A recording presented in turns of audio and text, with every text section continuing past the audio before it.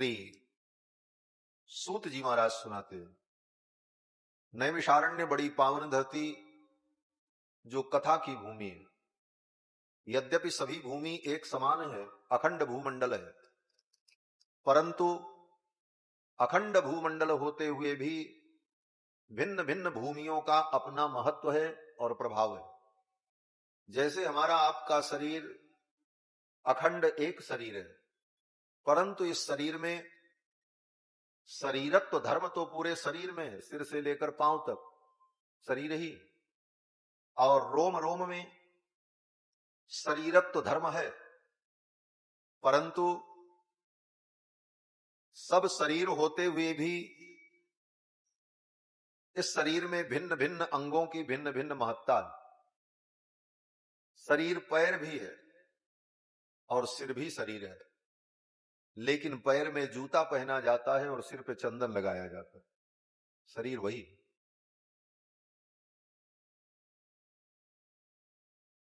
जब किसी का पूजन किया जाता है तो किसी का हाथ धो करके अथवा उसकी नाक धो करके चरणामृत नहीं लिया जाता, चरण धो करके चरणामृत लिया जाता। उस प्रसंग में, उस विधा में चरण की महिमा। इसी प्रकार ये अखंड भूमंडल एक, अनेक अरण्य हैं, अनेक ऊसर हैं, 4 धाम हैं और अनेक ग्राम हैं। इस प्रकार से भारतवर्ष की भूमि में अनेक पवित्र तीर्थ हैं और तत्त तीर्थों की अपनी अपनी महिमा है। इसी क्रम में नैमिषारण्य की जो पावन भूमि है वो कथा की भूमि है। नैमिषारण्य की धरती ने जितनी कथा सुनी और जितनी कथा का वर्णन नैमिषारण्य की धरती में हुआ, उतनी कथा दुनिया में कहीं नहीं हुई। 88,000 शौनकादि मुनियों को समस्त पुराणों की कथा, रामायण की कथा श्री सूत जी महाराज ने नैमिषारण्य में सुनाया। तो नैमिषारण्य तपोभूमि है और कथा की भूमि है। वृंदावन प्रेम की भूमि है। वृंदावन धाम में कोई जीव जाए तो उस भूमि में प्रवेश करने मात्र से उसके अंदर प्रेम का प्रादुर्भाव हो जाता है। वृंदावन प्रेम की भूमि है। यत्र प्रविष्टो सकलोपि जंतु आनंद सच्चित घनताम उपैति। श्री प्रबोधानंद सरस्वती जी महाराज कहते हैं कि वृंदावन धाम की ये महिमा है कि यत्र प्रविष्टो सकलोपि जंतु, कोई भी जंतु हो अगर वृंदावन में प्रविष्ट हो जाए तो आनंद सच्चित घनतामुपैति, वो आनंद सच्चित घन हो जाता। क्यों? बोले वृंदावन के प्रभाव से और उस प्रेम भूमि के कारण नीरस हृदय में भी प्रेम उत्पन्न हो जाए भगवान के प्रति। काशी ज्ञान की भूमि। काशी में बड़े बड़े ज्ञानी, बड़े बड़े विद्वान, वहां ज्ञान का अत्यधिक समादर है। अयोध्या ये वैराग्य की भूमि। इस अयोध्या की भूमि में बड़े बड़े विरागी हुए। सबसे बड़े विरागी तो रघुनाथ जी, जिन्होंने अयोध्या के समृद्धशाली राज्य को क्षण भर में ठुकरा दिया और वन की यात्रा पर चले। उनसे भी बड़े विरागी श्री भरतलाल जी, जिन्होंने अयोध्या के राज्य को स्वीकार नहीं किया, अपितु नंदीग्राम में रहकर तपस्या करते हुए वैराग्यपूर्ण जीवन धारण करके 14 वर्ष व्यतीत किया। आने के बाद भी राम जी जब सिंहासन पर आरूढ़ हुए, सब कुछ करते हुए राम जी अपने वैराग्य में ही दृढ़ रहे। कहीं कोई राग नहीं राम जी। तो ये वैराग्य की पावन भूमि। नैमिषारण्य की पावन धरती पर 88,000 महर्षि एकत्रित हुए और दीर्घ काल तक सत्संग करने की योजना बनाई। श्री सूत जी महाराज के चरणों में निवेदन किया कि आप हमें दीर्घ काल तक सत्संग कराओ। हमारा अधिक से अधिक समय सत्संग में बीते। क्यों? और कोई काम नहीं? तो मुनियों ने कहा काम तो बहुत है, लेकिन सत्संग के अतिरिक्त जो समय होगा वो समय व्यर्थ चला जाए। कलयुग के प्रभाव से अगर बचना है तो एक ही उपाय है कि हमारा समय अधिक से अधिक सत्संग में व्यतीत हो। सत्संग में रहने पर कलयुग का प्रभाव नहीं हो। बोले महाराज 24 घंटे हम सत्संग में कैसे रहेंगे? बोले सत्संग का मतलब केवल कथा ही नहीं होती। संतों के पास बैठना, श्रेष्ठ जनों के पास बैठना, भगवान की कथा सुनना, एकांत में रहने पर सतशास्त्र का स्वाध्याय करना, यह भी सत्संग। आप अकेले भी सत्संग कर सकते हो। अकेले कैसे सत्संग होगा? बोले जो अनेक दिव्य ग्रंथ हैं, रामायण, गीता, भागवत, पुराण, महापुरुषों के दिव्य प्रवचन, आख्यान, ऐसे दिव्य ग्रंथों को लेकर एकांत में स्वाध्याय करो। तो आप एकांत में जो स्वाध्याय कर रहे हो वो भी आपका सत्संग हो रहा, आप सत का संग कर रहे हो। उतनी देर आप कलयुग के प्रभाव से मुक्त रहो। कहने का तात्पर्य कि अधिक से अधिक समय हमारा सत्संग में, सद्विचार में, सच्चिंतन में रहे तो हम कलयुग के प्रभाव से, काम, क्रोध, लोभादि जो विकार हैं, इन विकारों से हम मुक्त रहते हैं। शौनक आदि मुनियों ने कहा कि भगवान आप यही नैमिषारण्य में हमें सत्संग कराएं, हमको कहीं जाना नहीं है। हम तो हजारों वर्षों के लिए संकल्प करके बैठ गए हैं, आप हमें कथा सुनाओ, हम अपने नित्य कर्म करेंगे, संध्या वंदन, पूजा पाठ, अग्निहोत्रादि कर्म, और उसके बाद जो समय बचेगा आपके पास बैठकर हम भगवान की मंगलमयी कथा श्रवण करेंगे। उन सौनकादि मुनियों के इस निवेदन को सूत जी महाराज ने स्वीकार किया और नैमिषारण्य में कथा सुनाई। सौनक जी ने प्रश्न किया कि भगवान संपत्ति से संपन्न हो सके। संयुक्त उत्तर, प्रश्न तो कई है। माया मोह निरासश्च वैष्णवैः क्रियते कथम? भगवान के भक्त माया मोह का निराश कैसे करते हैं? भक्ति ज्ञान विरागाप्तो विवेको वर्धते महान। भक्ति ज्ञान वैराग्य विवेक की वृद्धि कैसे होती है? इस घोर कलयुग में आसुरी भाव से मुक्ति कैसे मिलेगी? कलयुग के प्राणियों की शुद्धि का उपाय क्या है? श्रेयसाम यद भवेत श्रेयः, परम श्रेय क्या है? पावना नाम च पावनम, पवित्र को भी पवित्र करने वाला उपाय क्या है? कृष्ण प्राप्ति करम सस्वत, निश्चित रूप से कृष्ण की प्राप्ति करा देने वाला साधन क्या है? आप हमें बताओ। प्रश्नों की झड़ी लगा दी शौनक जी ने, कितने प्रश्न कर डाले। शौनक जी ने यह भी कहा कि इन प्रश्नों का उत्तर देने में आप समर्थ हैं, क्योंकि आप ज्ञानी हैं। आप जैसे सदगुरु मिल जाएं तो क्या नहीं मिल सकता।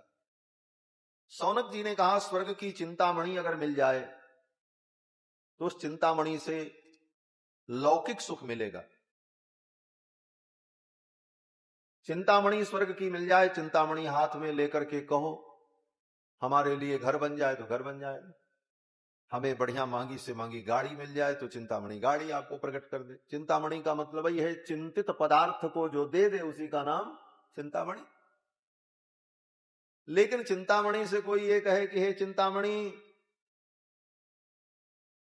तो मुझे संसार बंधन से मुक्त कर दे, चिंतामणि कहेगी ये काम मैं नहीं कर सकता।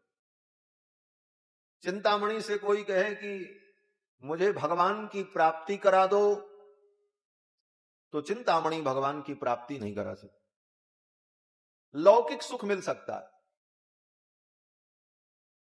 सुरद्रुह स्वर्ग संपदम, स्वर्ग का कल्प वृक्ष मिल जाए तो वो कल्प वृक्ष लौकिक संपत्ति दे सकता है, लेकिन भगवान की प्राप्ति नहीं करा सकता। शौनक जी कहते हैं प्रयच्छति गुरु प्रीतो वैकुंठम योगी दुर्लभम। लेकिन गुरु अगर प्रसन्न हो जाए, प्रयच्छति गुरु प्रीतो वैकुंठम योगी दुर्लभम, अगर गुरु प्रसन्न हो जाए तो योगियों को दुर्लभ जो वैकुंठ है वो वैकुंठ की भी प्राप्ति करा देते हैं और वैकुंठ के अधिपति वैकुंठ नाथ से भी मिला देते हैं। ये गुरु की महिमा कही।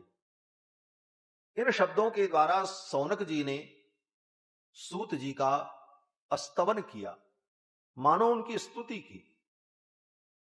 प्रश्न तो शौनक जी ने बहुत किया, लेकिन सब प्रश्न मिला करके एक ही प्रश्न बन जाएगा। भक्ति ज्ञान वैराग्य की प्राप्ति होने पर ही भगवान मिलेंगे, भक्ति ज्ञान वैराग्य की प्राप्ति होने पर ही मोह का नाश होगा, भक्ति ज्ञान वैराग्य की प्राप्ति होने पर ही हमारा शोधन होगा, शुद्धि होगी। सारे प्रश्नों का एक ही प्रश्न में पर्यवसान अगर मान लिया जाए तो प्रश्न यही है कि भक्ति ज्ञान वैराग्य का संवर्धन कैसे हो हमारे जीवन में। और इसी को ध्यान में रखकर सूत जी महाराज उत्तर देते। सूत जी ने कहा, हे मुनियों, आपने बहुत सुंदर प्रश्न किया। काल रूपी ब्याल के मुख के जो ग्रास बने हुए हैं, ऐसे प्राणियों के दुख की निवृत्ति के लिए श्रीमद्भागवतम शास्त्रम कलौ कीरेण भाषितम, श्रीमद्भागवत रूपी शास्त्र को कलयुग के प्रारंभ में सुखदेव भगवान ने सुनाया है, वो मैं तुम्हें सुनाऊंगा। इसकी महिमा क्या है?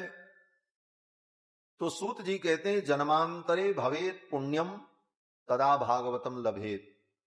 जन्मांतर में जिसने पुण्य किया है उसी को भागवत की कथा सुनने को मिलेगी, वही भागवत सुन पाए।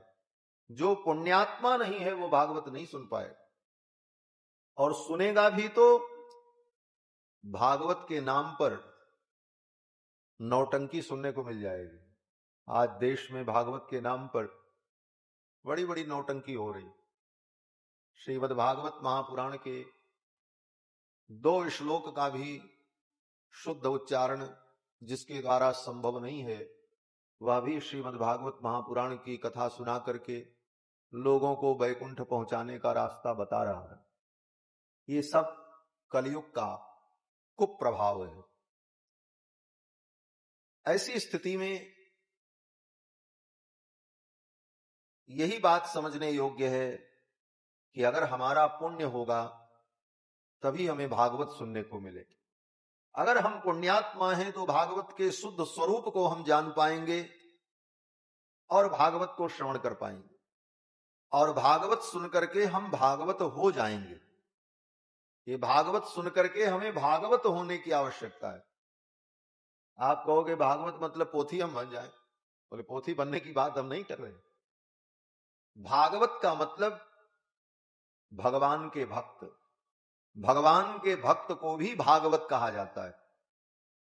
और भगवान के द्वारा जिस शास्त्र का प्रणयन किया गया उस शास्त्र को भी भागवत कहा जाता है। तो इसका नाम भागवत इसलिए है कि भगवता प्रोक्तम भागवतम, भगवान ने सर्वप्रथम इस शास्त्र का उपदेश किया ब्रह्मा को, फिर ब्रह्मा के रूप में भगवान ने ही भागवत शास्त्र का उपदेश किया नारद जी को, फिर नारद जी के रूप में भगवान ने ही इस शास्त्र का उपदेश किया वेदव्यास जी को, फिर वेदव्यास जी के रूप में भगवान ने ही शास्त्र का उपदेश किया सुखदेव जी को, और फिर सुखदेव के रूप में भगवान ने ही ये कथा सुनाई राजा परीक्षित को। श्रीमद्भागवत के वक्ता भगवान है। इसीलिए श्रीमद्भागवत की पीठ पर बैठकर जो भागवत का उपदेश करे, भागवत का आख्यान करे, उतनी देर उसे भगवत रूप ही समझना चाहिए कि भगवान के द्वारा ही हम कथा सुन रहे हैं, क्योंकि इसका नाम भागवत है। भगवता प्रोक्तम भागवतम, भगवान ही इसके वक्ता हैं, इसलिए भगवता प्रोक्तम भागवतम। इस भावना से कथा श्रवण करनी चाहिए। हमारे गुरु जी कहा करते थे। हम लोगों ने प्रश्न किया कि गुरु जी इतने बड़े बड़े ये सब शास्त्र, इनको कैसे हृदयंगम किया जाए और कैसे ये हमारी स्मृति पटल पर रहे, इसका कोई उपाय?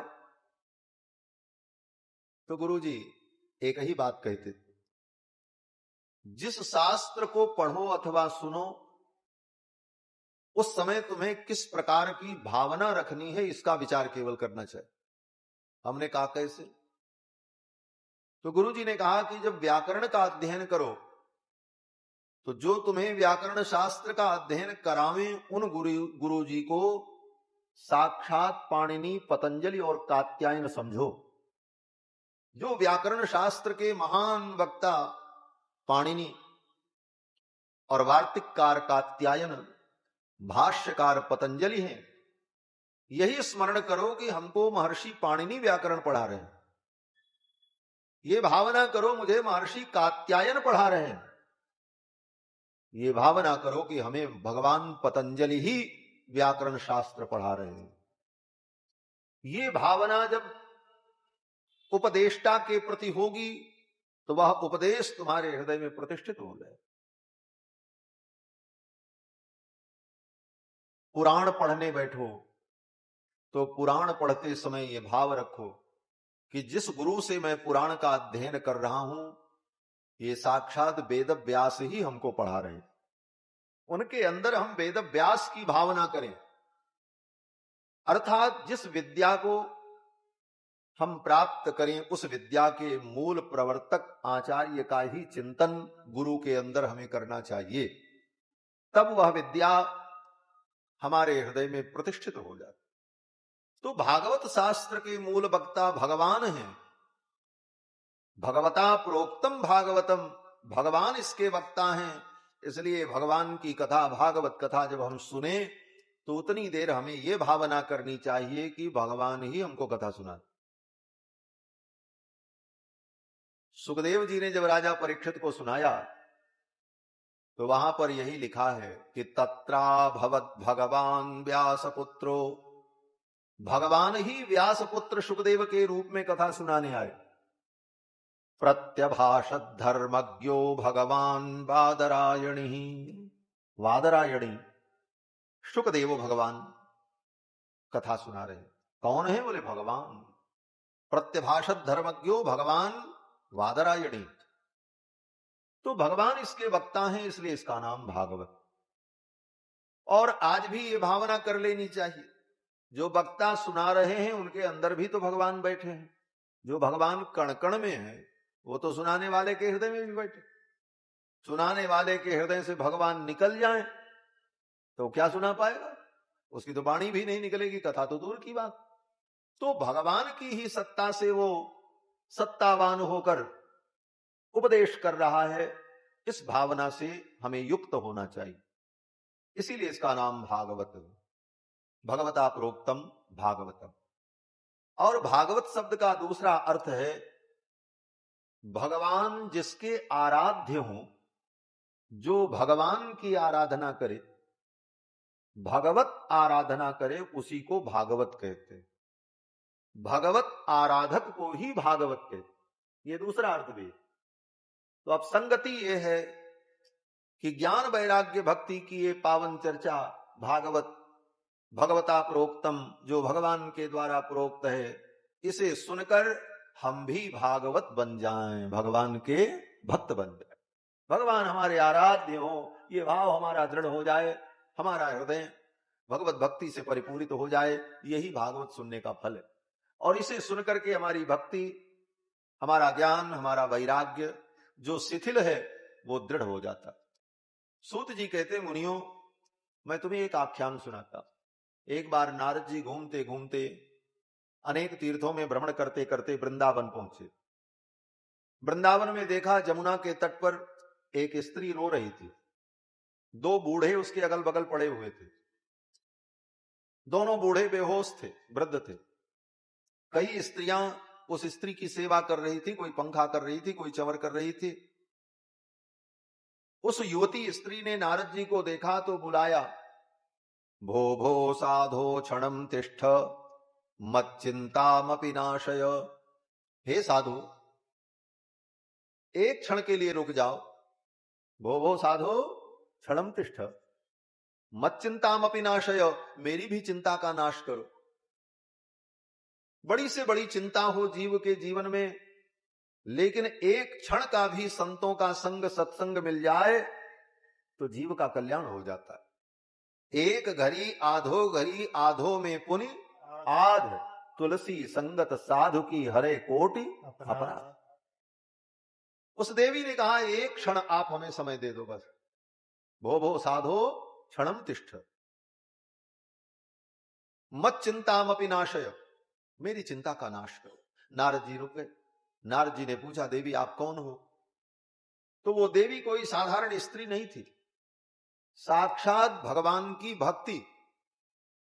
जिस भक्ति को हम गंगा में ढूंढते हैं, जमुना में ढूंढते हैं, तीर्थों में ढूंढते हैं, पोथियों में ढूंढते हैं, जिस भक्ति के लिए बड़े बड़े मुनि महात्मा लालायित रहते हैं, वो भक्ति, मूर्तिमती भक्ति वृंदावन में जमुना के तट पर रो रही थी। भक्ति रो रही थी वृंदावन जैसे धाम में और जमुना के तट पर। उस देवी ने कहा मैं भक्ति हूं। नारद जी ने कहा तुम्हारा नाम भक्ति है, जैसे किसी का नाम शक्ति, किसी का नाम भक्ति, किसी का नाम गीता, किसी का नाम संगीता, तो ऐसे ही तुम्हारा भी नाम भक्ति है। भक्ति ने कहा नहीं नहीं ऐसी बात नहीं। भक्ति पदवाच्य जो प्रेम लक्षणा भक्ति, शास्त्रों में जिस भक्ति की महिमा कही गई वो भक्तिमय। नारद जी को तो बड़ी प्रसन्नता हुई। नारद जी भगवान के भक्त हैं, भक्त को चाहिए क्या? बोले भक्त को भगवान से ज्यादा भक्ति से प्रेम होता है। भगवान मिले न मिले कोई बात नहीं, भगवान की भक्ति हमारे पास बनी रहे, भक्ति हमें मिल जाए। भक्तों ने भगवान से यही तो मांगा, बार बार बर मांगहूं हर्ष देव श्री रंग, पद सरोज अनपायनी भक्ति सदा सत्संग। भक्ति सदा मिले, भक्ति सदा रहे। भगवान रहे न रहे कोई बात नहीं, भक्ति को रहना चाहिए। भक्ति रहेगी तो भगवान आएंगे, बिना बुलाए आएंगे। बड़े बड़े ज्ञानी लोग भगवान को ढूंढ रहे थे और भगवान बोले भगवान सबरी को ढूंढ रहे थे। सबरी भगवान के पास नहीं गई, सबरी तो भक्ति कर रही थी। भगवान ही ढूंढते ढूंढते सबरी के पास पहुंचे। श्री प्रियादास जी महाराज भक्तमाल के टीकाकार कहते हैं, पूछ पूछ आए तहां सबरी को स्थान जहां। भगवान पूछते पूछते आ रहे हैं। रास्ते में बड़े बड़े मुनि मिलते हैं तो राम जी पूछते हैं, मुनि लोग पूछते हैं महाराज कहां जाएंगे, किस मुनि के आश्रम में जाना है? भगवान कहते हैं हमको सबरी के यहां जाना। सबरी कहां रहती है ये बताओ। पूछी पूछी आए कहाँ सबरी स्थान जहाँ। पूछी पूछी आए कहाँ सबरी स्थान जहाँ। कहो वह भागवती देखो दृग प्यासे है। कहा वह भागवती देखो दृग प्यासे है। कहा वह भागवती देखो देख प्यासे। कहने का भाव कि जीवन में अगर भक्ति है तो भगवान स्वयं चल करके आए। लेकिन वो भक्ति वृंदावन में रो रही। नारद जी ने पूछा देवी आप आई कहां से हो, आपका प्राकट्य कहां हुआ? तो भक्ति महारानी ने कहा मेरा जन्म दक्षिण भारत में हुआ। उत्पन्ना द्रविणे साहम वृद्धिम कर्नाटके गता। मैं द्रविण देश में उत्पन्न हुई, कर्नाटक में बड़ी हुई। क्वचिन क्वचिन महाराष्ट्रे, महाराष्ट्र में मेरा कहीं कहीं प्रचार हुआ। उसके आगे जब मैं बढ़ी गुजरात में आई तो गुर्जरे जीर्णताम गता। नारद जी से भक्ति कहती है गुजरात में आकर के मैं जीर्ण हो गई, बूढ़ी हो गई। द्रविण देश में भक्ति उत्पन्न हुई। ये भक्ति महारानी कहती हैं उत्पन्ना द्रविणे साहम। क्यों? बोले द्रविण देश भक्ति की भूमि, जितने भक्ति मार्ग के आचार्य हुए सब द्रविड़ देश में हुए। भगवान रामानुजाचार्य, भगवान सठकोपसूरी, श्री वल्लभाचार्य, निम्बारकाचार्य, मध्वाचार्य, भूत योगी, सरोयोगी, महद्योगी, नम्माड़वार, पेरियाड़वार, ये जितने आलवार संत हुए भक्ति मार्ग के प्रवर्तक सब द्रविड़ देश में हुए। भक्ति का प्रादुर्भाव ही द्रविड़ में हुआ और द्रविड़ से भक्ति उत्तर की ओर चली और उत्तर में बोले उत्तर में भगवान प्रकट हुए।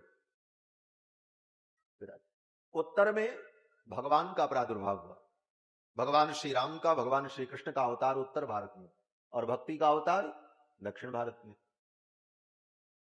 उत्तर भारत भगवान की भूमि, देवभूमि, और द्रविड़ देश भक्ति की भूमि। दोनों का संबंध क्या है? बोले भक्ति चल करके जाएगी कहां? बोले भगवान के पास। और अगर भक्ति चल करके भगवान तक नहीं जा पाएगी तो भगवान चल करके कहां जाएंगे? बोले जहां भक्ति हो। इसीलिए भक्ति द्रविड़ देश से चलकर उत्तर की ओर बढ़ने लगी। द्रविड़ में उत्पन्न हुई, कर्नाटक में बड़ी हुई, महाराष्ट्र में बढ़ी तो प्रचार हुआ, लेकिन गुजरात में थोड़ा डिस्टर्ब हो गई भक्ति। क्या हुआ? बोले वहां जीर्ण हो गई भक्ति, कमजोर हो गई भक्ति। आप कहोगे गुजरात में तो बड़े बड़े भक्त हैं, लेकिन गुजरात में भक्ति जीर्ण हुई स्वयं भक्ति महारानी कहे थे। कारण? बोले गुजरात में पाखंडियों की अधिकता थी। जहां पाखंड होता है वहां भक्ति जीर्ण हो जाती है। गुजरात में ऐसे ऐसे पाखंडी थे जिनके कारण भक्ति जीर्ण हो गई। लेकिन आज जो भक्ति गुजरात में दिखाई पड़ती है वो भक्ति नरसिंह जी के प्रभाव से। नरसिंह जी का नाम सुना होगा, जिन नरसिंह जी की रचना को श्री गांधी जी गाया करते थे। वैष्णव जन तो तेने कहिए जे पीर पराई जाने रे। ये रचना नरसिंह जी की है। भगवान के परम भक्त हुए और नरसिंह जी ने अपनी भक्ति के प्रताप से गुजरात की भूमि को पवित्र कर दी। नरसिंह जी के चरित्र का वर्णन करते हुए नाभादास जी कहते हैं कि गुज्जर भूमि को पवित्र करने वाले श्री नरसिंह जी महाराज। जगत विदित नरसिंह भगत जय गोचर धर पावन करी। जगत विदित नरसिंह भगत जय गोचर धर पावन करी।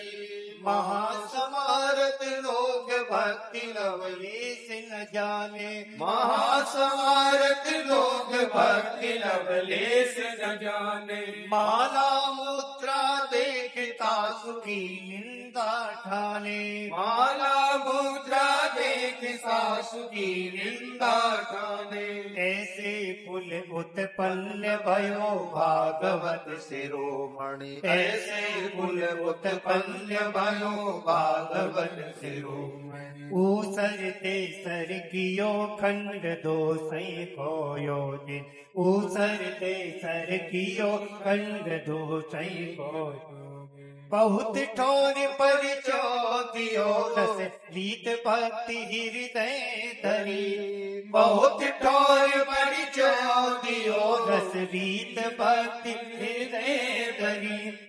जगत विदित नरसिंह भगत जय गोचर धर पावन करी। जगत विदित नरसिंह भगत जय गोचर धर पावन करी। हाँ गोचर धर पावन करी। गोचर धर पावन करी। गुजरात की भूमि को श्री नरसिंह जी ने पवित्र कर दिया। उनकी भक्ति से वो भूमि पवित्र हो गई और आज गुजरात में खूब भक्ति का दर्शन होता है। लेकिन जिस समय की इस घटना का वर्णन भक्ति महारानी कर रही हैं, उस समय तो बड़ी विषम परिस्थिति गुजरात में। भक्ति गुजरात में आकर के जीर्ण हो गई। फिर वहां से भक्ति महारानी चल करके वृंदावन आई। भक्ति महारानी कहती कि वृंदावन में आने पर मैं स्वस्थ हो गई, मैं तो ठीक हो गई, मेरी जीर्णता चली गई। वृंदावनम पुनः प्राप्य नवीनेव स्वरूपिणी। भक्ति ने कहा वृंदावन को प्राप्त करके मैं तो नवीन हो गई, लेकिन ये दोनों मेरे पुत्र जो हैं वो दो बूढ़े जो बगल पड़े थे। भक्ति ने कहा ये मेरे पुत्र हैं, एक का नाम ज्ञान है, एक का नाम वैराग्य है। ये दोनों बूढ़े हो गए, जर्जर हो गए। क्यों? बोले कलयुग के प्रभाव से। ज्ञान वैराग्य नामानौ काल योगे न जर्जरौ। कलयुग ने इनको जर्जर कर दिया। वृंदावन के प्रभाव से मैं तो ठीक हो गई, लेकिन ये मेरे पुत्र ठीक नहीं हुए। ज्ञान वैराग्य दोनों जीर्ण हैं, बूढ़े हैं, और मैं जवान हूं। यही दुख है। बच्चे जवान हो तो मां बूढ़ी होती है, और यहां तो उल्टा है, बच्चे बूढ़े हो गए और मां युवती। भक्ति महारानी ने कहा यही मेरा दुख है, मेरे इन पुत्रों को आप ठीक कर दो ज्ञान वैराग्य। मैं तो ठीक हूं, लेकिन इनको भी ठीक करो। और यही मेरे दुख का कारण है, इसलिए मैं रो रही हूं। ये बड़ा सुंदर संकेत है। आपके जीवन में भगवान की भक्ति हो, लेकिन भक्ति के पुत्र ज्ञान वैराग्य अगर कमजोर हैं, भक्ति तो है लेकिन ज्ञान नहीं है, भक्ति है लेकिन वैराग्य नहीं है, इसका मतलब बोले भक्ति तो ठीक है आपकी, लेकिन भक्ति के पुत्र बीमार हैं। और ऐसी स्थिति में चाहे आप वृंदावन चले जाओ, चाहे चित्रकूट चले जाओ, चाहे अयोध्या आओ, रोना रोते ही रहोगे। जीवन का रोना बंद नहीं होगा। भक्ति वृंदावन की भूमि में रो रही है, क्यों? बोले उसके पुत्र ज्ञान वैराग्य बीमार। यही स्थिति हमारी आपकी।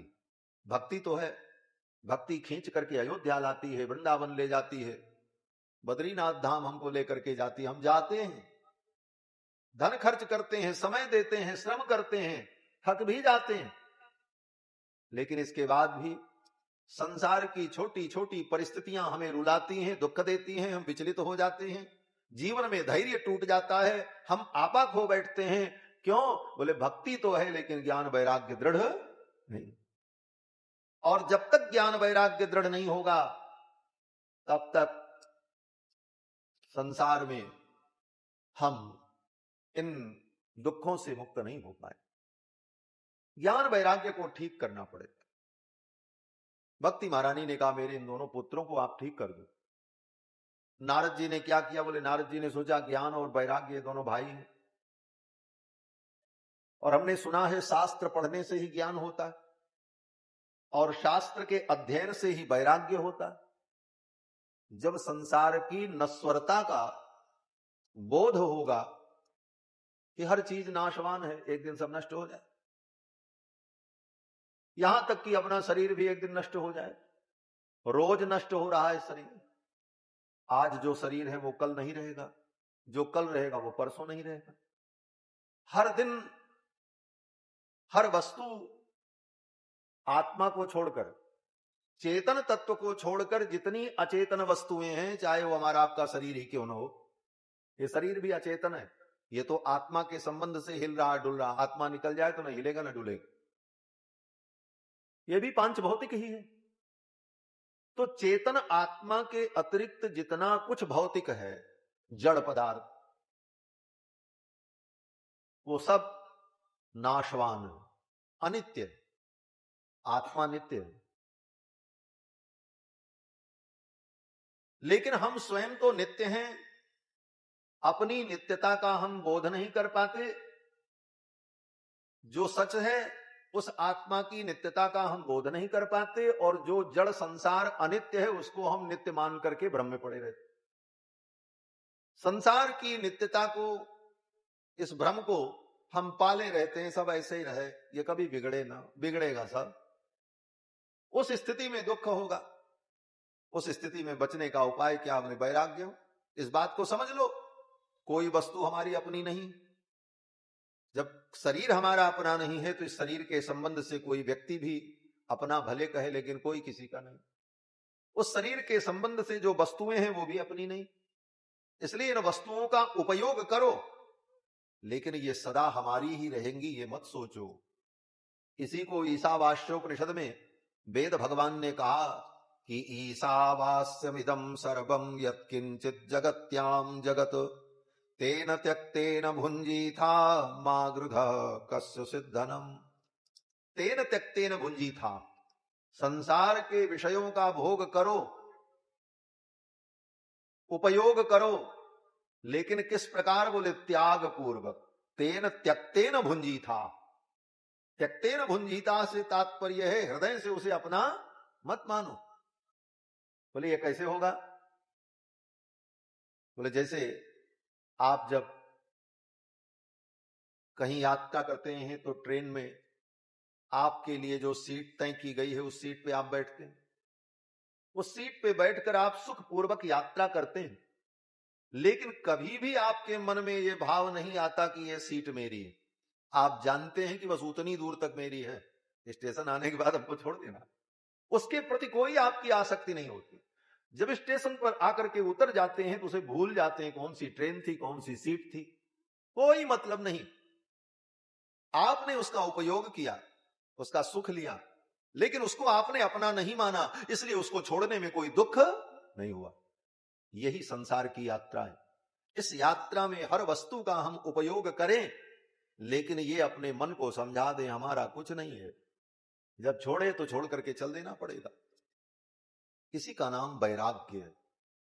वैराग्य ये नहीं है कि सबको छोड़ करके एक लंगोटी लगा करके जंगल में चले जाए, पत्ते खा करके जिए, ये वैराग्य। वो वैराग्य प्रदर्शनात्मक हो सकता है, असली वैराग्य तो अंतःकरण से होता है। सबका उपयोग करते हुए भी हम सबकी अनित्यता को समझ लें, कुछ भी अपना नहीं है, इसी का नाम वैराग्य। और यह ज्ञान भी शास्त्र से ही होता है। तो नारद जी ने सोचा ज्ञान वैराग्य दोनों का मूल शास्त्र है, वेदांत उपनिषद गीता।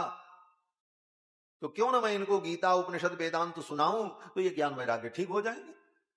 नारद जी ने उनको खूब सुनाया। वेद वेदांत घोषैश्च गीता पाठैर्मुहुर्मुहु। वेद सुनाया, वेदांत सुनाया, गीता पाठैर्मुहुर्मुहु। गीता तो कई बार सुनाई। क्यों? बोले लोग कहते हैं गीता ज्ञान का ग्रंथ है, ज्ञान का भंडार है। नारद जी ने सोचा लाओ पूरा भंडार उड़ेल देते हैं, ये ज्ञान उठ करके बैठ जाए, वैराग्य भी उठ जाए। पूरी गीता सुनाई, एक बार नहीं कई बार।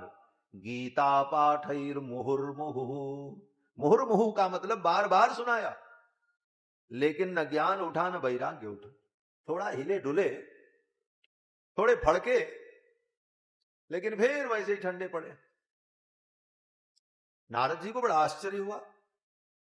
अहो निद्रा कथम याति वृद्धत्वम च महत्तरम। इनकी निद्रा कितनी विलक्षण है और इनका बुढ़ापा कितना विलक्षण है। मैं क्या करूं, इनको कैसे ठीक करूं? जब नारद जी के सारे उपाय असफल हो गए, उसी समय आकाशवाणी हुई। आकाशवाणी में भगवान ने कहा, देवर्षि तुम्हारा प्रयास सफल होगा, इसके लिए सत्कर्म करो। इतना कह करके आकाशवाणी बंद हो गई। अब नारद जी और चक्कर में पड़ गए। आकाशवाणी ने कहा सत्कर्म करो, तो कौन सा सत्कर्म मैं करूं?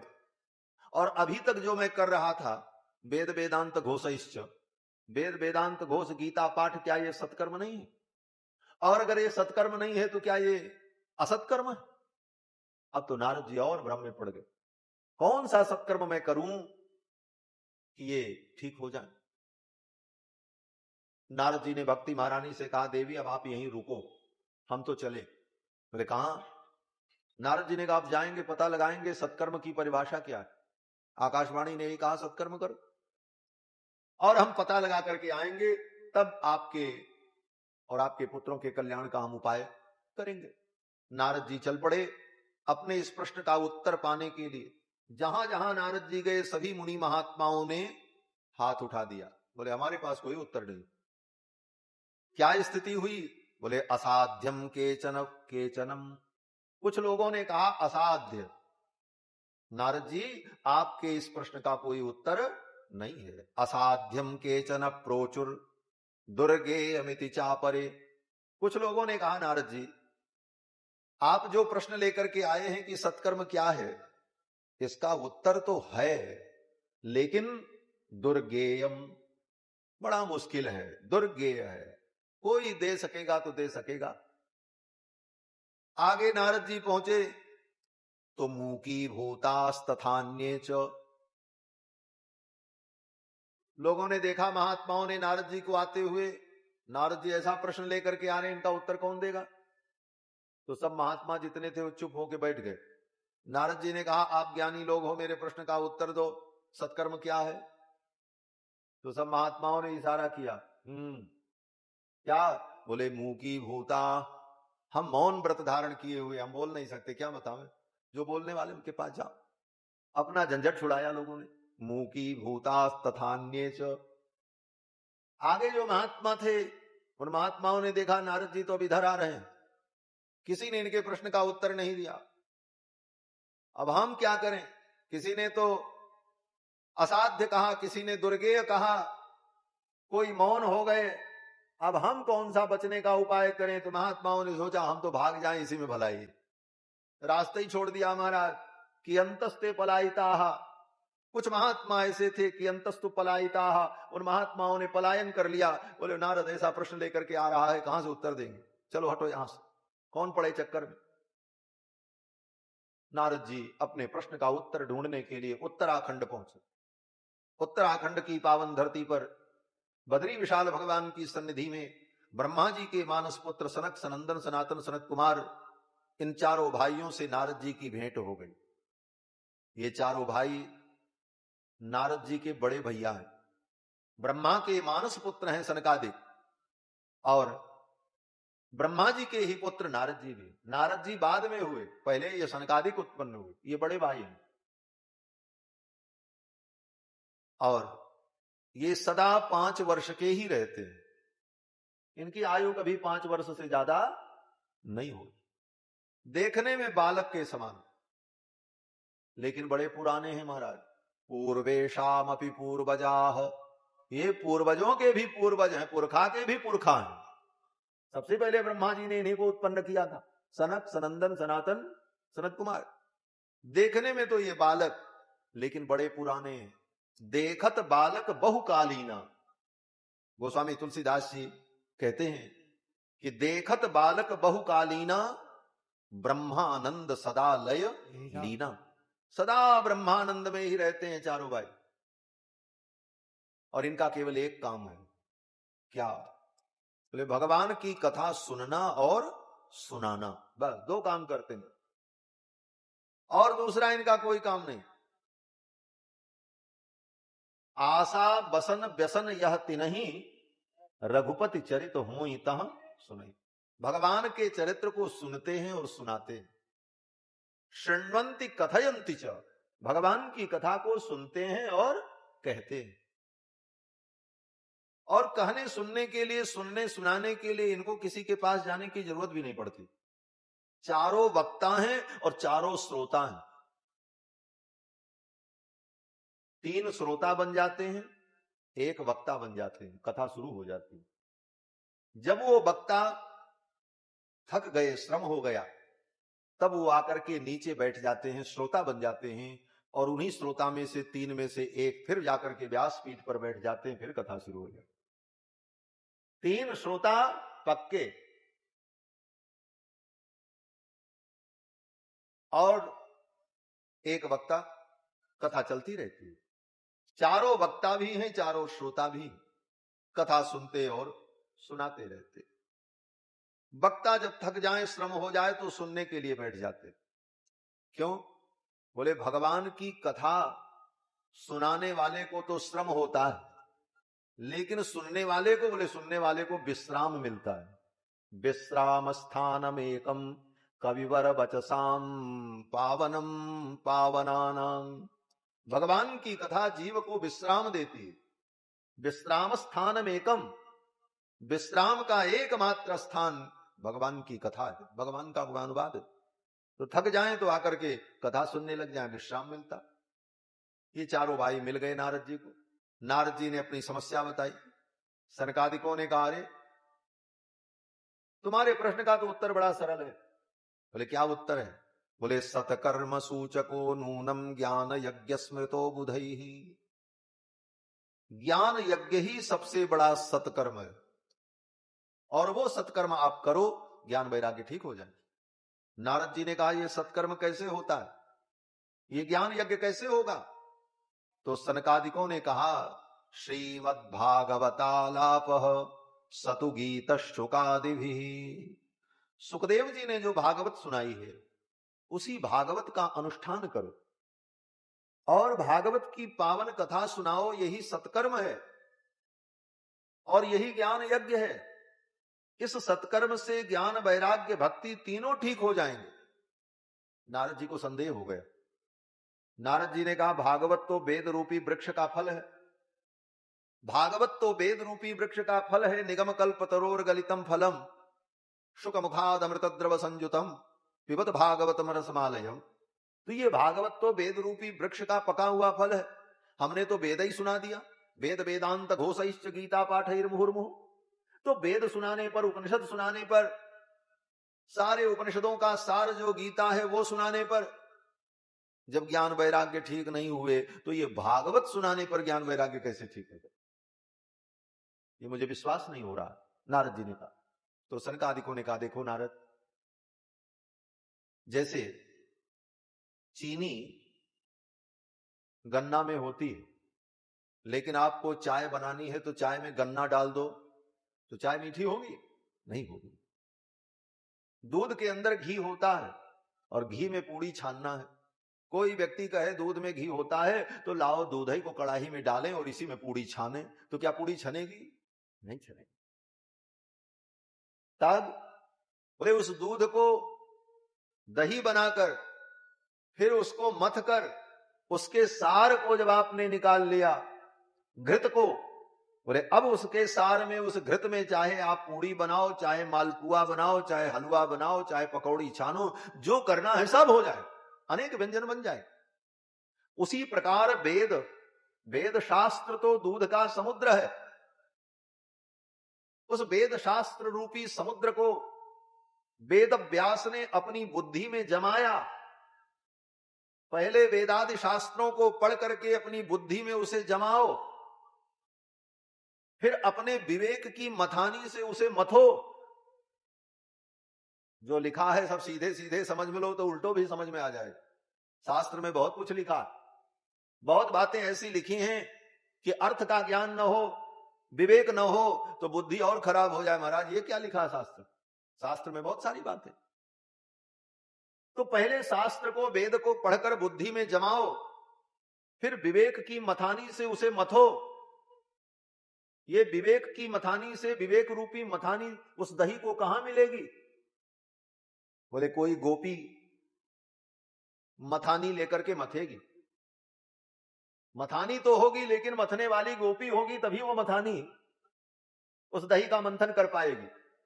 उसी प्रकार विवेक रूपी मथानी से अपनी बुद्धि के दही को मथो, लेकिन ये मथने का काम कौन करेगा? बोले कोई ज्ञानी संत करेंगे, वही गोपी है। तब वो विवेक तुम्हारे अंदर जब मंथन करेगा, बुद्धि में जमे हुए शास्त्र के उस दधि का मंथन विवेक की मथानी से जब प्रारंभ होगा, तब उसका जो सार निकलेगा वही सार श्रीमद् भागवत महापुराण है। वो सार है। वेद व्यास जी ने सकल शास्त्र का अध्ययन करके, हृदयंगम करके, अपने विवेक की मथानी से मथ करके, तब वेद व्यास जी ने भागवत रूपी इस अमृत को, इस रस को, इस घृत को, इस सार को प्रकट किया। सर्व सिद्धांत सारम ही श्रीमद् भागवतामृतम। और जब घी निकल आया, बोले अब व्यंजन बना लो। अब चाहे इसमें पूड़ी बनाओ, चाहे मालपुआ बनाओ, 56 भोग 3700 व्यंजन बना लो। उसी प्रकार शास्त्र का मंथन करके विवेक की मथानी से जब भागवत रूपी शास्त्र प्रकट हुआ, तो अब इसके द्वारा भक्ति के जितने व्यंजन बनाना हो बना लो। भक्ति के व्यंजन श्रवणम, कीर्तनम, विष्णु स्मरणम, पाद सेवनम, अर्चनम, वंदनम, सख्यम, दास्यम, आत्म निवेदनम। फिर एक एक भक्ति के अनेक अनेक भेद, 81 प्रकार के भक्ति के भेद, वो सब जितने भेद है वो सब व्यंजन है। भक्ति ही व्यंजन है, जिस व्यंजन को हमें अपने जीवन में बनाना है, लेकिन वो भागवत रूपी घृत मिले तब व्यंजन बने। सारी भक्ति का प्रमाण भागवत में, दास भक्ति, प्रेम लक्षणा भक्ति, समर्पणात्मक भक्ति, मित्र भाव की भक्ति, सब प्रकार की भक्ति का आर्त भक्तों का स्वरूप, भक्ति के जितने व्यंजन हैं उनका स्वरूप भागवत में प्रतिष्ठित है तत्र तत्र। तो सनकादिकों ने कहा ये तो भागवत है। ये सारे वेदों का सार है, इसमें जो स्वाद है वो वेद में नहीं है। यद्यपि वेद से ही ये प्रकट हुआ, जैसे आम के वृक्ष से आम प्रकट होता है, आम में जो मधुरता है, जो स्वाद है, जो पुष्टि है, वो कहां से आई? बोले उसी पेड़ की डाली में से उस आम में आई। वो पहले इतना छोटा था, फिर धीरे धीरे बड़ा हुआ, रस बढ़ा। कहां से वो सब रस आया? बाहर से किसी ने सिरंज से डाला? बोले नहीं, उसी डाली से, उसी पेड़ से सब उसमें आया, एकत्रित हुआ रस। डाली में कहां से आया? बोले तने से आया, पेड़ से आया।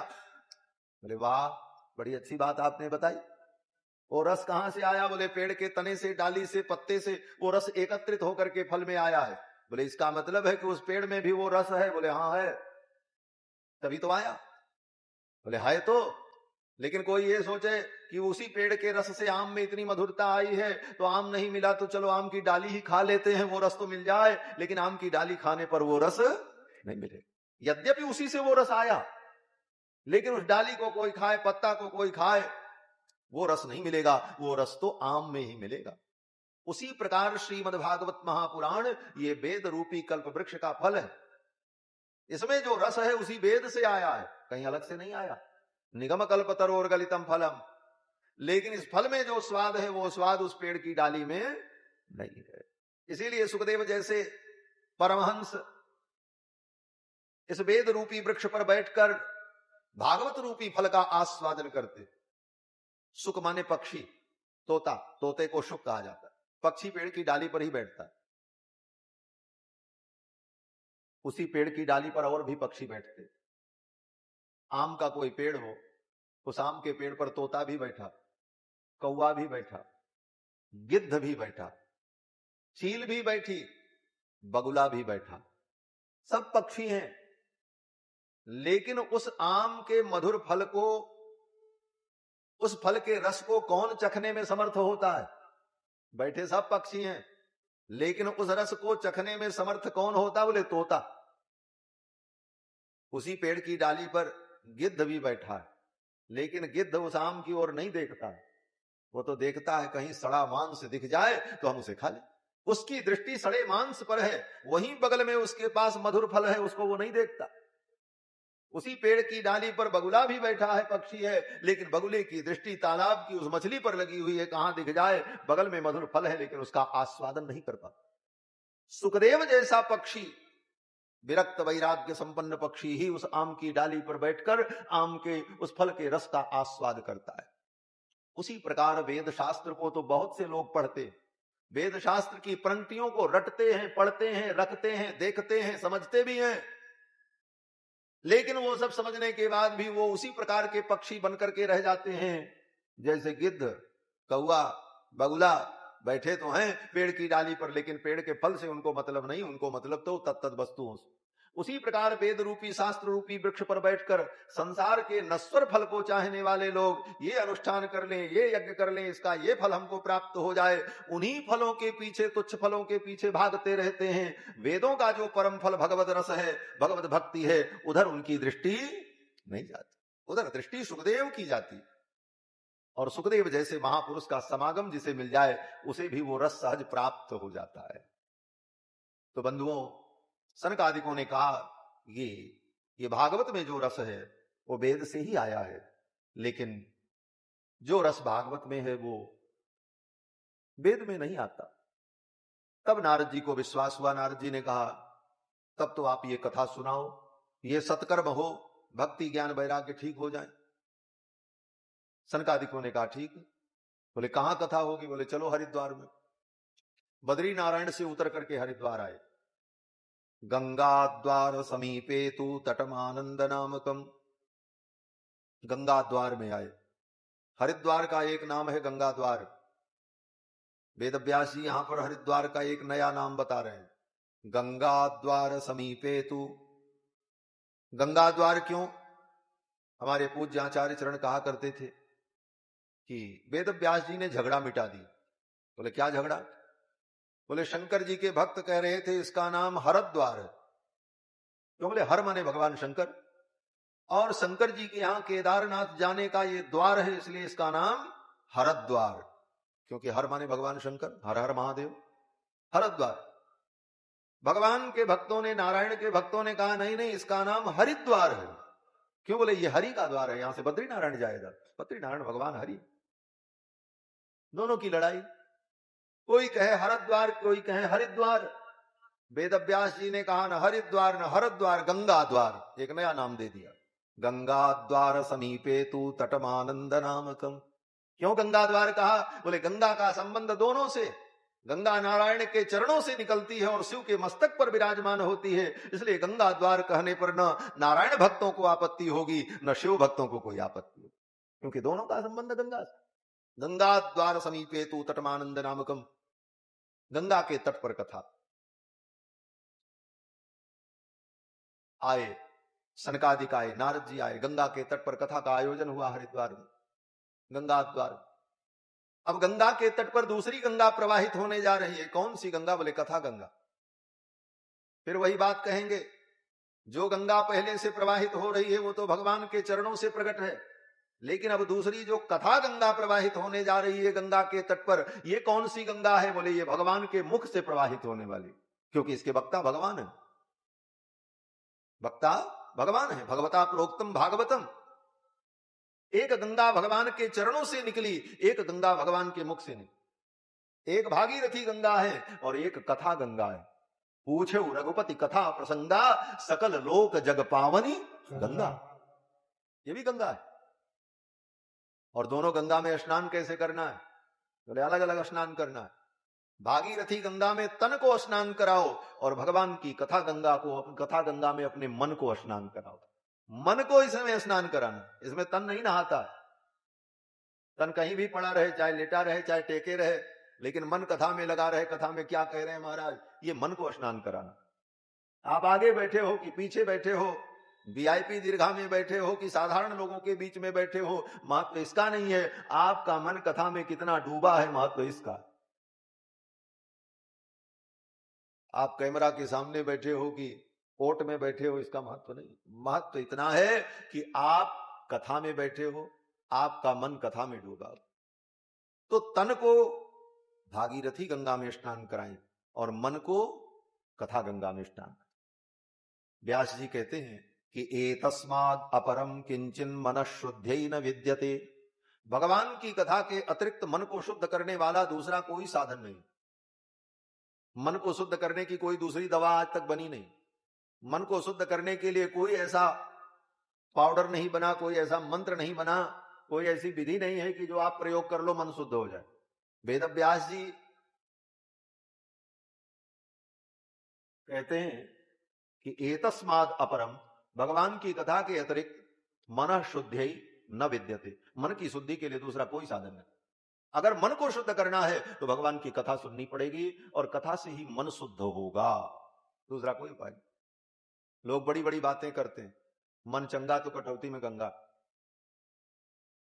मन चंगा तो कटौती में गंगा। महाराज मन चंगा होना चाहिए, बाकी क्या है, बात सही है, यहां तक तो तुमने बात ठीक कही, मन चंगा तो कटौती में गंगा, लेकिन ये कहने से मन चंगा नहीं होगा। मन को चंगा करने का उपाय क्या है, वो उपाय करना पड़ेगा। तो मन को चंगा करने का उपाय क्या है? बोले मन को चंगा करने का उपाय यही है कि मन को भगवान की कथा गंगा में स्नान कराओ तो ये मन आपका चंगा हो जाए।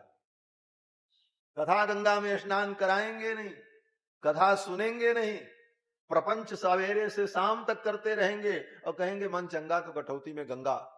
धोखा दे रहे हो अपने आप को, जीवन में तुम्हारा मन कभी चंगा नहीं होगा। जिस किसी का भी मन चंगा, बोले गंगा के तट पर कथा होने जा रही है, कहां कहां हल्ला मच गया। बोले भूर्लोके देवलोके च ब्रह्मलोके तथैव च। भूलोक में, देवलोक में, ब्रह्मलोक में, तीनों लोकों में ये समाचार दौड़ गया। क्या? बोले गंगा के तट पर भागवत की कथा होने जा रही है। बोले महाराज भागवत की कथा होती है, बगल वाले को नहीं पता चलता, गली गली तो होती है। कहते हैं ये ऐसी कथा नहीं थी महाराज। क्यों चर्चा का विषय बनी ये कथा? बोले इस कथा को सुनाने वाले कौन है? बोले भगवत रूप सनकादिक हैं। आयोजन करने वाले कौन हैं? बोले भगवान के अवतार भूत परम भागवत देवर्षि नारद हैं।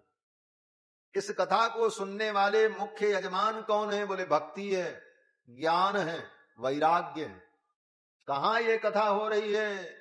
बोले खेत खरिहान में, होटल धर्मशाला में नहीं हो रही है, ये कथा गंगा के पावन तट पर मायापुरी में, जो मायापुरी भगवान का हृदय है, हरिद्वार भगवान का हृदय है हमारा। ये सातों मोक्षदायिनी पुरियां भगवान के एक एक अंग में प्रतिष्ठित है।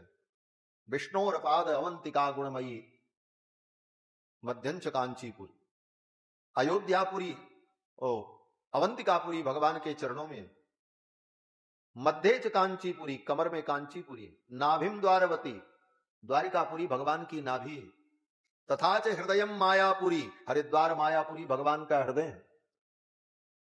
ग्रीवा मूल मुदाहरंती मथुरा, मथुरा भगवान की ग्रीवा है, कंठ, मथुरा भगवान के कंठ में प्रतिष्ठित है। नासांच वाराणसी, वाराणसी भगवान की नाक में प्रतिष्ठित है। एतद ब्रह्म पदम बदंती मुनयोर अयोध्यापुरी मस्तकम, और ये अयोध्यापुरी भगवान के मस्तक पर विराजमान।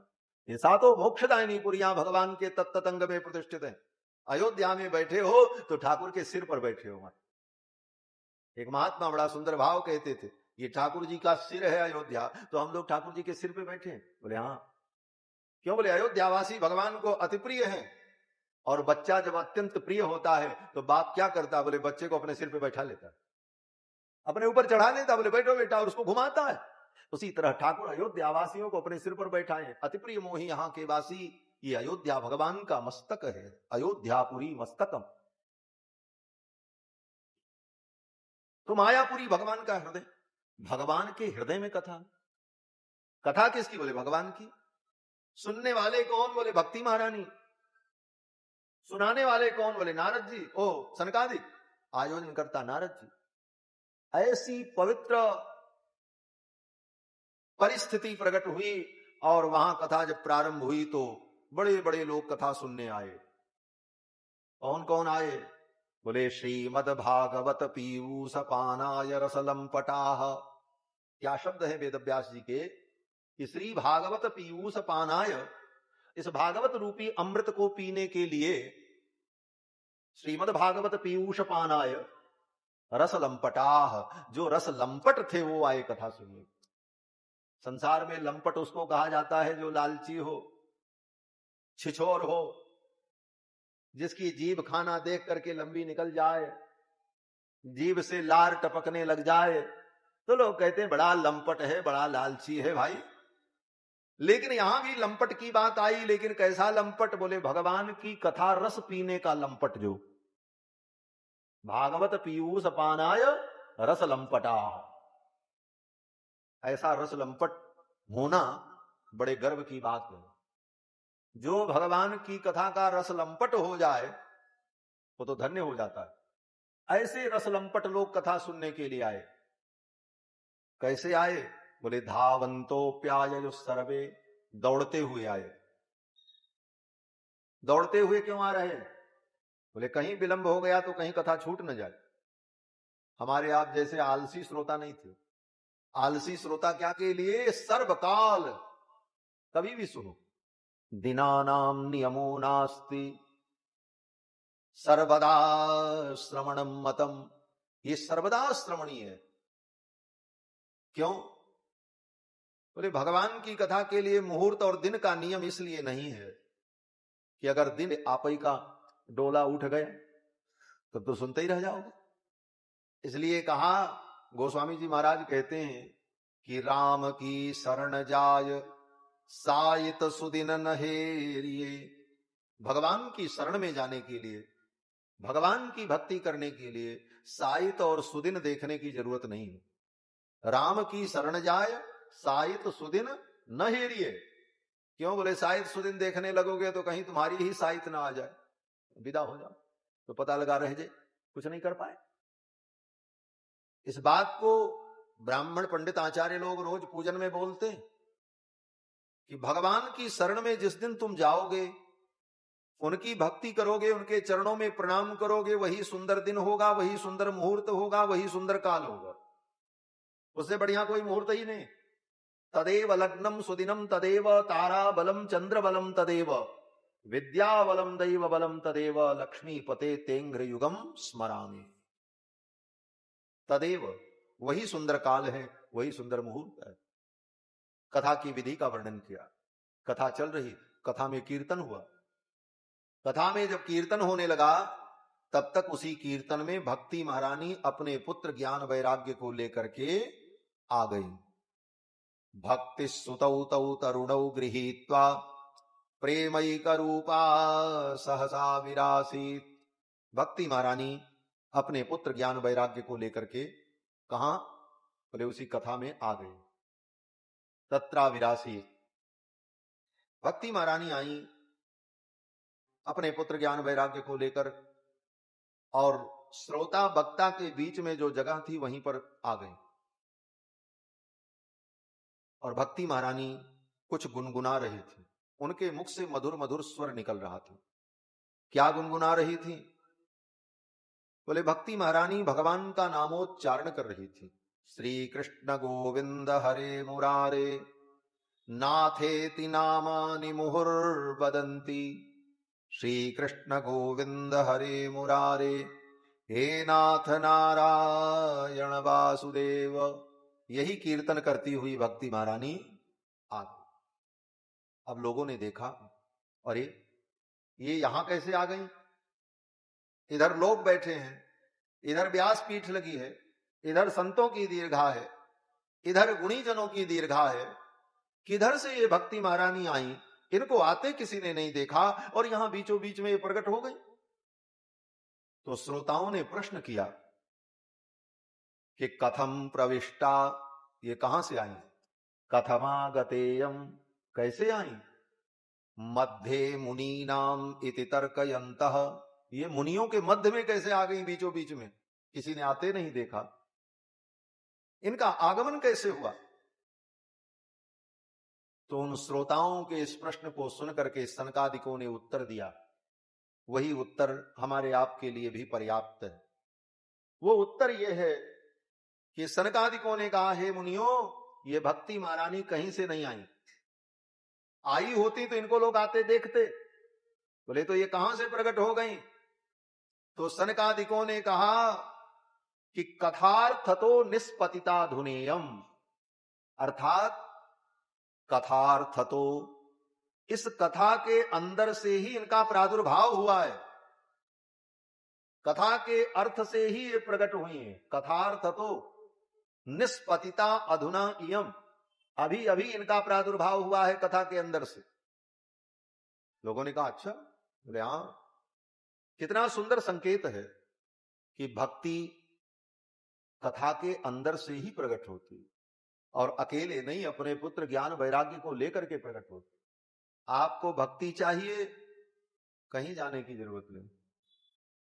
कहां भक्ति मिलेगी? बोले कथा में आओ, इसी कथा में भक्ति प्रकट हो जाएंगे। कथा से ही भक्ति का प्रादुर्भाव होता है। दूसरी बात, भक्ति को आते किसी ने नहीं देखा। आप कथा सुनते रहोगे, आपके जीवन में कब भक्ति आ जाएगी आपको भी पता नहीं चलेगा। जैसे भक्ति आई, किसी ने आते देखा ही नहीं, पता ही नहीं चला किधर से आई, कैसे आई, आ गई। जब आ गई तब अनुभव हुआ। उसी प्रकार भगवान की कथा सुनते सुनते हृदय में भक्ति आ जाती है। व्यक्ति को स्वयं पता नहीं चलता कि मेरे जीवन में भक्ति का आगमन कब हो गया। यही कथा का परम फल है। भक्ति महारानी आई तो भक्ति महारानी ने कहा, महाराज अब ये बताओ मैं कहां बैठूं? मेरे बैठने के लिए आपके यहां कोई जगह नहीं, बहुत भीड़ है, सब लोग बैठे हुए, कहीं कोई जगह खाली नहीं। कोई जगह बताओ मैं बैठ जाऊं आराम से, फिर आपकी कथा सुनूं। तो सनकादिकों ने कहा कि ये कथा सुनने वाले जितने श्रोता हैं इनके मन में जाकर के बैठ जाओ। सनकादिकों ने कहा कि निरंतरम वैष्णव मानसानी, इन वैष्णव भक्तों के मन में जाकर के आप बैठ जाओ, इनके चित्त में बैठ जाओ और सदा के लिए बैठ जाओ। निरंतरम वैष्णव मानसानी। सनकादिकों के कहने पर भक्ति महारानी अपने पुत्र ज्ञान वैराग्य को लेकर उन श्रोताओं के हृदय में जाकर के सदा के लिए बैठ गईं। यही भागवत सुनने का फल है। भागवत सुनो, भक्ति महारानी आएंगी, कहां से आई, किधर से आई आप देख भी नहीं पाओगे, जान भी नहीं पाओगे, और फिर वो भक्ति महारानी अपने पुत्र ज्ञान वैराग्य को लेकर आपके हृदय में जाकर के बैठ जाएंगी। आपके जीवन में भक्ति का आगमन हो जाएगा। यही भागवत सुनने का फल है। ज्ञान वैराग्य आपके स्वस्थ हो जाएंगे, ठीक हो जाएंगे। भक्ति प्रसन्न हो जाएंगी। आगे वर्णन है कि सनकादिकों ने धुंधकारी का उपाख्यान सुनाया। धुंधकारी जैसा प्रेत भागवत की कथा सुनकर के प्रेत योनि से मुक्त हो गया। और गंगा के तट पर ये जो कथा हो रही थी, उस कथा में अंत में जब संकीर्तन हुआ, सभी भक्त लोग मिलकर के संकीर्तन करने लगे, तो संकीर्तन में ब्रह्मा जी आए, भगवान शंकर आ गए, सुखदेव जी आ गए, भगवान के परम भक्त प्रहलाद आए, उद्धव जी आए, देवराज इंद्र आए, और सबने मिल करके कीर्तन किया गंगा के तट पर। उस कथा में भवो भवान्या कमलासनस्तु, भवो भवान्या, भगवान शंकर आए, साथ में भवानी आई पार्वती, लेकिन कमलासनस्तु, ब्रह्मा जी का अकेले नाम लिया, ब्रह्मा जी आए, कमलासनस्तु, उनके साथ सरस्वती नहीं आई। भवो भवान्या, भगवान शंकर के साथ भवानी तो आई, लेकिन कमलासनस्तु, कमलासन ब्रह्मा अकेले आए। बोले इनकी पत्नी सरस्वती नहीं आई? बोले वो पहले ही आ गई थी। बोले क्यों?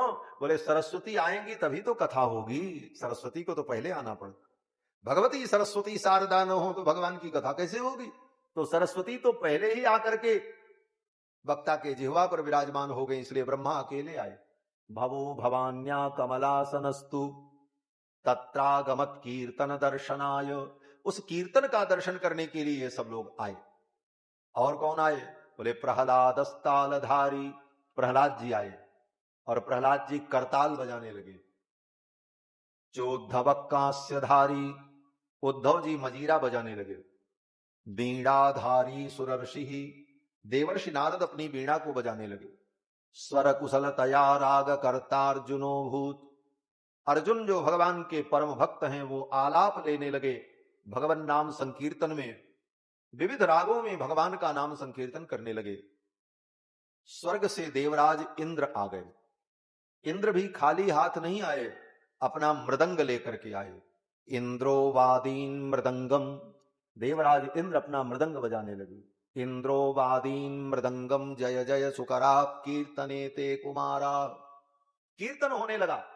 देवराज इंद्र जब मृदंग बजाने लगे तो मृदंग की बोल निकल रही थी, धिक्ताम धिक्ताम धिगेताम। किसी ने कहा ये क्या निकल रहा? भक्तों ने कहा ये मृदंग भी कीर्तन कर रहा है, संसार के प्राणियों को उपदेश दे रहा है। हे संसार के प्राणियों, अगर गोविंद के चरणों की भक्ति नहीं की तो तुमको धिक्कार है, धिक्कार है, धिक्कार है। धिक्ताम धिक्ताम धिगेताम च इति कथयति कीर्तनस्थो मृदंगः, कीर्तन में बजने वाला मृदंग ये कहता है कि अगर तुम भगवान की भक्ति नहीं कर रहे हो, भगवान का नामोच्चारण नहीं कर रहे हो, तो तुमको धिक्कार है, तुम्हारा मनुष्य बनना बेकार है।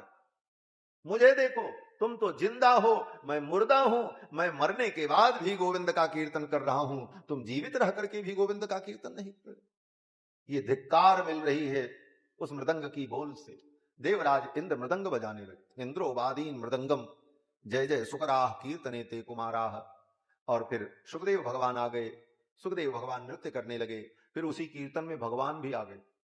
भगवान जब प्रकट हुए तो सभी भक्तों ने उनके चरणों में प्रणाम किया। भगवान ने कहा तुम्हारे इस अनुष्ठान से, तुम्हारी इस भक्ति से हम प्रसन्न हैं, वरदान मांगो, क्या चाहिए? तो सभी भक्तों ने क्या मांगा? आज के भक्त होते तो कोई कहता हमको 10 किलो सोना दे दो, कोई कहता हमको करोड़ रुपया दे दो, कोई कहता हमको नाती पोता दे दो। लेकिन वहां जितने भक्त थे सब निष्काम थे, संसार की कोई कामना उन भक्तों में थी ही नहीं।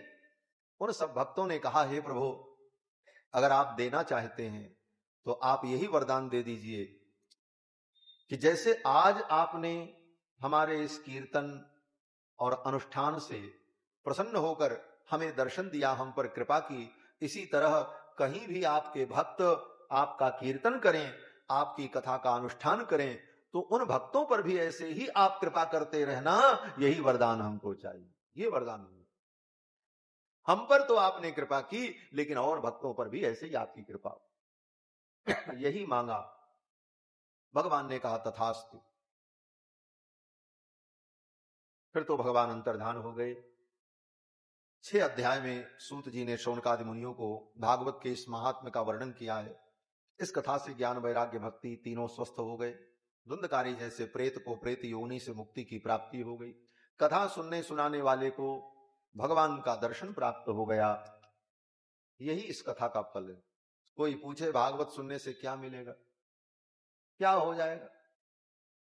बोले भैया, भागवत सुनने से न कोई फैक्ट्री लग जाएगी, न तो कोई तुम्हारी कंपनी बन जाएगी, न भागवत सुनने से तुमको तुम्हारे मन के अनुकूल संतति पुत्रादि की प्राप्ति हो जाए। बोले ये सब फल लौकिक फल है।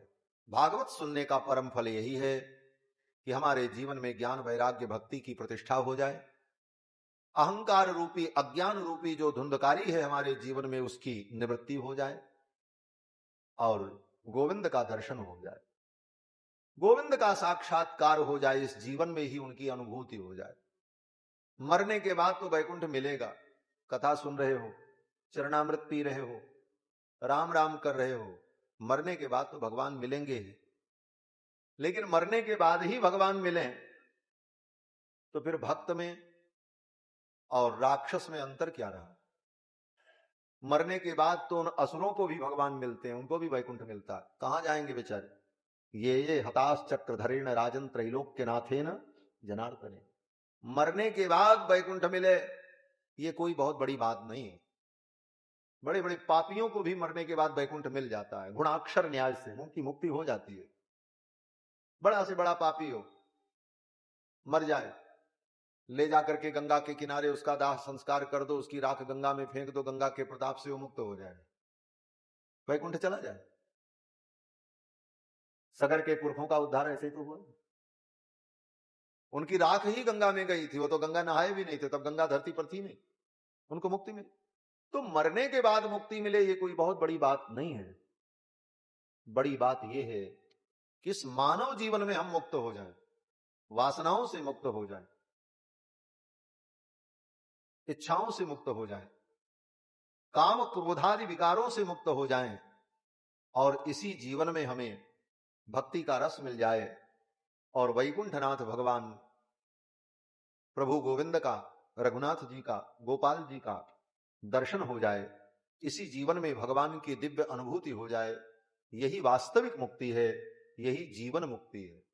और ये जीवन मुक्ति अगर मिल गई, जीते जी मुक्ति मिल गई, तो इसका फल क्या होगा? बोले इसका फल यही होगा कि फिर व्यक्ति केवल भगवान का गुण गाएगा और भगवान के गुण में ही वो रमण करेगा। जीवन मुक्त महामुनि जीव हरि गुण सुनत अघाई न तेऊ। यही कथा का फल है। तो श्रीमद् भागवत के महात्म्य की चर्चा आज हुई। हमने तो सोचा था 10 मिनट सुनाएंगे, आप लोग भी थके हो और थके तो हम भी थे, लेकिन 1.5 घंटे कथा हो गई भगवान की कृपा से। तो कल समय से हम लोग कथा में उपस्थित होंगे और फिर आगे श्रीमद् भागवत महापुराण के विषय वस्तु का अपनी गति और मति के अनुकूल चिंतन करेंगे। और कल से कथा का समय 5 बजे से, क्योंकि दिन में धूप बहुत रहेगी, ये पत्थर भी गर्म रहेंगे, तो 5 बजे से 8 बजे तक। आज तो 9:30 बज गए, कल 1.5 घंटे पहले छुट्टी मिल जाएगी। तो 5 बजे से 8 बजे तक श्रीमद् भागवत महापुराण की चर्चा हम सभी लोग भगवान श्री रामलला सरकार की सन्निधि में करेंगे। यहाँ के जो रामलला सरकार हैं, जो उत्सव मूर्ति सामने विराजमान हैं, राम लक्ष्मण जानकी, बड़े अद्भुत हैं। आज से लगभग 150 वर्ष पूर्व योगी पार्थ सारथी स्वामी जी ने इन विग्रहों को दक्षिण भारत से लाकर के अयोध्या में प्रतिष्ठित किया था। वहां द्वार पर इतिहास लिखा हुआ है 150 वर्ष पहले। और इन्हीं भगवान ने जो सामने विराजमान है, योगी पार्थ सारथी स्वामी जी को स्वप्न दिया था कि हम तिरुपुल्लानी में दर्भशयन क्षेत्र रामेश्वरम के पास, भगवान ने स्वप्न दिया कि मैं यहां भूमि के अंदर हूं, हमें निकालो और अयोध्या ले चलो और मुझे विराजमान करो। 150 वर्ष पहले पुस्तक है, उसका इतिहास है। स्वामी जी ने जाकर के वहां के राजा धर्मसेतु से कहा। राजा ने उस स्थान को चिन्हित किया और स्वामी जी के कथनानुसार वहां जब खुदाई हुई तो जमीन में एक भग्न मंदिर मिला। अब वो मंदिर कब का था पता नहीं, समुद्र के तट पर था। समुद्र कभी बढ़ा होगा तो समुद्र की रेत से वो गांव डूब गया होगा। उसी में वो मंदिर, कितने घर जमीन में चले गए। खुदाई में वो जब मंदिर निकला तो मंदिर के गर्भगृह की जब सफाई हुई तो उस मंदिर से ये विग्रह प्राप्त हुए स्वामी जी को आज से 150 वर्ष पहले। तब वो बैलगाड़ी पर रख करके लेकर के अयोध्या आए और इनको अयोध्या में विराजमान किया। वे भगवान विराजमान हैं यहाँ पर उत्सव मूर्ति के रूप में। तिरुपुल्लानी से पधारे भगवान रघुनाथ जी, राम लक्ष्मण जानकी, जिनकी उत्सव मूर्ति सामने, तीनों विग्रह इतने बड़े बड़े श्री राम जी। तो ऐसे प्रभु की सन्निधि में जो दक्षिण भारत से चल करके यहां तक आए अयोध्या, ऐसे भगवान की पावन सन्निधि में उनकी गोद में बैठकर गोविंद के पावन चरित्र को हम सभी लोग आगामी 6 दिनों में श्रवण करेंगे। तो आज बस इतना ही। आइए भगवान नाम संकीर्तन कर लें।